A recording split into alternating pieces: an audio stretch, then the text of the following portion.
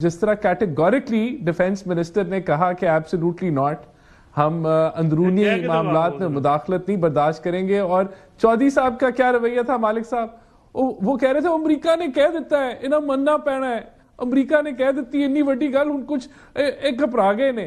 دیکھیں آپ سوچیں کہ یہ وہ لوگ ہیں جو کہتے تھے ہم کوئی غلام ہیں، اب کہہ رہے ہیں کہ وہ گرنیل نے کہہ دیتا ہے تو پتہ نہیں کی ہو جائے گا. دیکھیں بات میرے خیال سے بڑی کلیئرٹی کے ساتھ ڈیفنس منسٹر نے آپ کو بتا دیا. دیکھیں یہ خان صاحب کا معاملہ انٹرنل معاملہ ہے، وہ جتنے بڑے توپ ہوں وہاں بیٹھے ہوں، لیکن مجھے یہ بتائیں کہ عافیہ صدیقی کو ہم کب سے جو ہے وہ چھڑانے کی کوشش کر رہے ہیں؟ کیا انہوں نے کوئی جوں بھی رگی ہے امریکنوں کے اوپر کہ انہوں نے ہماری بات سنی؟ اور اگر ہماری عدالتیں سزا سنا دیتی ہیں خان صاحب کو تو پھر وہ کیا کر سکتے ہیں؟ ہم کچھ بھی نہیں کر سکتے، حکومت بھی کچھ نہیں کر سکتے. دیکھیں تو میرے خیال سے امریکہ آپ سے عافیہ صدیقی والی بات I don't think it's a fair comparison. وہ شکیل آفریدی مانگتے تھے، آپ شکیل آفریدی کے اگینسٹ عافیہ صدیقی مانتے تھے. وہ بڑا ان بیلنس تھا، ایک ٹریڈ آف تھا، اور اس کا شکیل آفریدی کا کوئی پریشر نہیں ہے نا کوئی چھوڑے یا نہ چھوڑے. عمران خان کے چھوڑنے کا تو آپ پہ بہت پریشر ہے. اس ملک میں فائر والز لگ گئیں، آپ کا ایکس بین ہو گیا، انٹرنیٹ تباہ کر دیا، کاروبار تباہ ہو گئے صرف اس لیے کہ لوگ بحث و مباحثہ نہ چل سکیں انٹرنیٹ پہ، خاموشی پہ.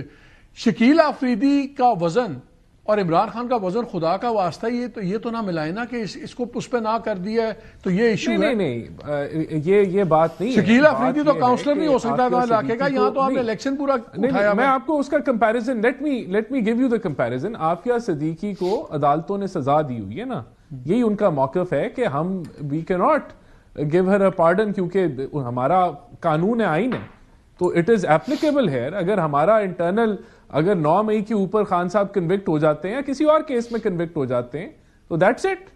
وہاں یہاں بھی قانون اور آئین ہے، اور اس کے اوپر جو ہے وہ کیا کون ڈکٹیشن لے گا؟ Is it really that simple? میری بات سنیں، میری بات کیا ہمارے ملک میں کیا کیسز نہیں بنتے؟ آپ نواز شریف صاحب بھی عمر قید ہو گئی تھی، آپ لوگ کہتے تھے کہ پولیٹیکل سزا ہے، ٹیکنیکلی تب بھی کورٹ نے سزا دی، وہ تو پھر بھی اوپنلی ساری سزا ہوئی. تب تو آپ کہتے تھے کہ نہیں قانون کچھ نہیں ہے. اگر عمران خان کو سزا ہو تو وہ لیجٹیمیٹ ہے، وہ پولیٹیکل نہیں ہو سکتی.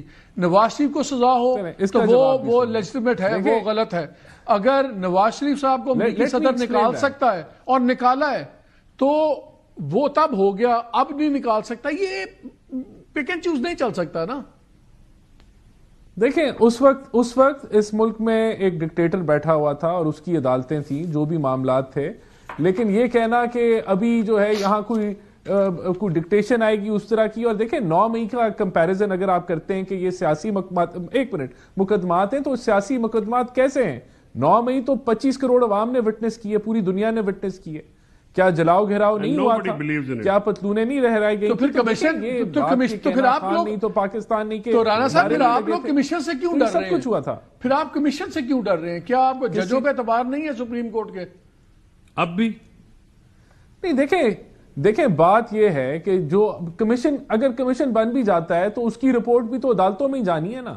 وہ تو ایک انکوائری رپورٹ ہوتی ہے. تو ان کا بلف کال کر لیں، ان لوگوں کا بلف کال کر لیں. نہیں بھائی، ابھی 90% معاملہ جو ہے وہ گزر چکا ہے. اب ہم یہ جوڈیشل کمیشن کی ٹرک کی بتی کے پیچھے لگ جائیں. ابھی آئی تھنک یہ مذاکرات یہ جب اپنی مجھے ایک بریک لینے کا کہا جا رہا ہے.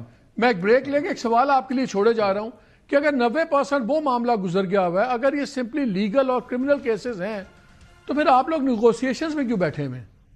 کیوں بلایا آپ نے پی ٹی آئی کو کہ ہاں چلیں بیٹھ کے نیگوسیٹ کرتے ہیں؟